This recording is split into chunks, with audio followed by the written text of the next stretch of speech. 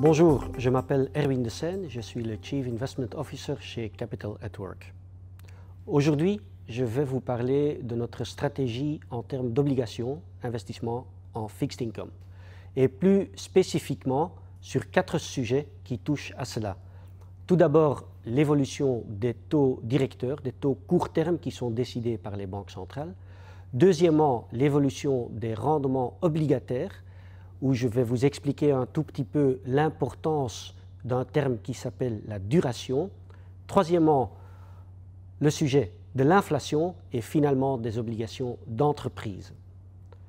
Commençons avec le premier sujet, qui sont les taux d'intérêt directeurs, où on a vu depuis la fin de l'année passée, avec l'annonce de Jay Powell, le président de la Banque centrale américaine, qui a dit que les hausses de taux qui étaient prévues pour 2019 n'étaient plus garanties. En fait, à ce moment-là, on a vu pas uniquement une reprise des bourses en actions, mais on a vu aussi quand même une grosse influence sur ce qui se passe dans les marchés des obligations aussi. En fait, c'est un retournement qu'on peut dire qui est assez spectaculaire. Sur ce graphique ici, vous voyez que ce n'est pas uniquement la Banque centrale américaine qui a commencé à peut-être déjà indiquer des baisses de taux, mais il y a plein d'autres banques centrales sur la planète qui ont dit la même chose. C'est en fait cela qui est, pour les marchés obligataires, le trend le plus important des derniers mois. C'est en fait un changement radical qui est lié à l'économie mondiale qui est en ralentissement, quelque chose qu'on ne peut pas nier. Il est clair que pour l'Europe, c'est une situation qui est fortement désagréable.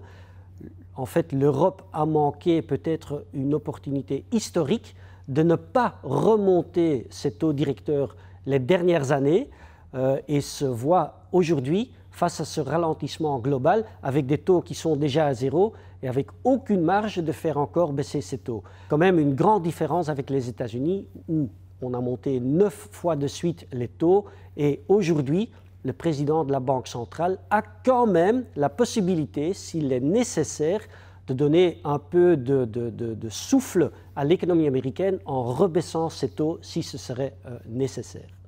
Ceci pour les taux court terme, un renversement assez spectaculaire. Deuxième sujet sont les taux des obligations, où on constate quand même de nouveau la même chose, c'est-à-dire une toute grande différence entre les taux aux États-Unis et les taux en Europe.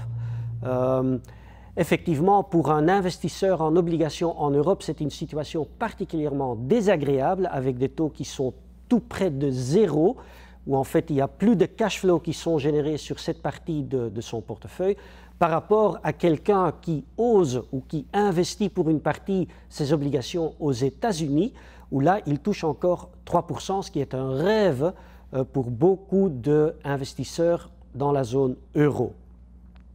Cette différence, vous devez bien la comprendre, ça veut dire, et c'est là que le terme duration est quand même important, duration avec le but de mettre une diversification dans un portefeuille, vous devez bien comprendre que si vous avez une obligation avec un coupon de 5% et que le lendemain, vous vous réveillez et les taux sont que de 3%, vous avez forcément quelque chose qui vaut beaucoup plus, qui vaut de l'or parce que vous avez un stream de coupons de 5%.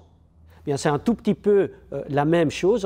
Aux États-Unis, vous pouvez investir dans des obligations avec un coupon stream de 3% par rapport à la zone euro de 0%. C'est une toute grande différence et c'est là que le terme duration est très important. Si vous recherchez quand même un effet de diversification, si l'économie mondiale continue à ralentir et si les taux et si les investisseurs recherchent encore plus de la sécurité qu'aujourd'hui et ils achètent de nouveau des obligations d'État pour diversifier, on peut s'imaginer que, par exemple, ces taux qui sont de 2,5-3% aux États-Unis, que ces taux se mettent encore à baisser. Là, vous avez un effet lié à la duration qui est positif pour un investisseur en obligations. Je vais vous expliquer comment. Si les taux se mettent à baisser, les prix de vos obligations vont monter. mais de plus que la duration est longue de votre obligation, c'est-à-dire de plus que la maturité de votre obligation est longue dans le futur, de plus que l'effet est grand. Vous comprenez bien, si vous avez un coupon stream de juste 2 ans, une obligation avec une duration de 2 ans, et cet avantage que vous avez d'avoir une obligation avec un coupon de 5% dans un environnement de taux de 3%, bien là, vous avez un avantage qui ne dure que 2 ans, par rapport à si vous avez une obligation avec une durée de 10 ans, bien là, vous avez quand même un avantage qui va s'éloigner beaucoup plus lointain dans le temps. Et là, vous allez voir que ces obligations vont monter beaucoup plus en prix. Donc, d'où l'intérêt, même aujourd'hui, d'avoir une certaine duration, peut-être même une duration longue, si on recherche encore la diversification par rapport à la partie en action dans un portefeuille diversifié. Troisièmement, je voudrais vous parler de l'inflation. Il y a souvent des clients qui nous parlent de l'inflation et qui nous disent « mais comment est-ce possible qu'aujourd'hui on a une inflation de 1,5-2% et qu'on a des taux qui sont tout proches de zéro ?» Et effectivement, il faut bien comprendre cela parce que c'est en fait une forme de taxation sur l'épargnant. Hein, oui, on perd de pouvoir d'achat et on n'est pas remboursé avec la partie de son portefeuille qui est le plus sécure. Donc de ce côté-là, effectivement, c'est presque une taxation qui est socialement acceptée.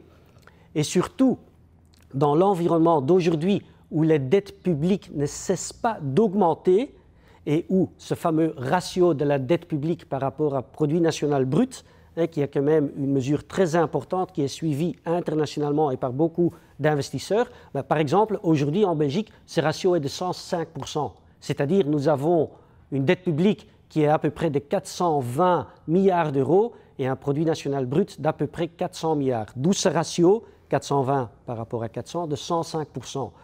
Il est absolument nécessaire qu'on fait baisser ce ratio. Maintenant, si le produit national brut, grâce à un peu d'inflation, monte de 2-3% sur base annuelle et qu'on arrive à juste garder la dette publique au niveau d'aujourd'hui, là, vous allez voir que ce ratio automatiquement va s'améliorer.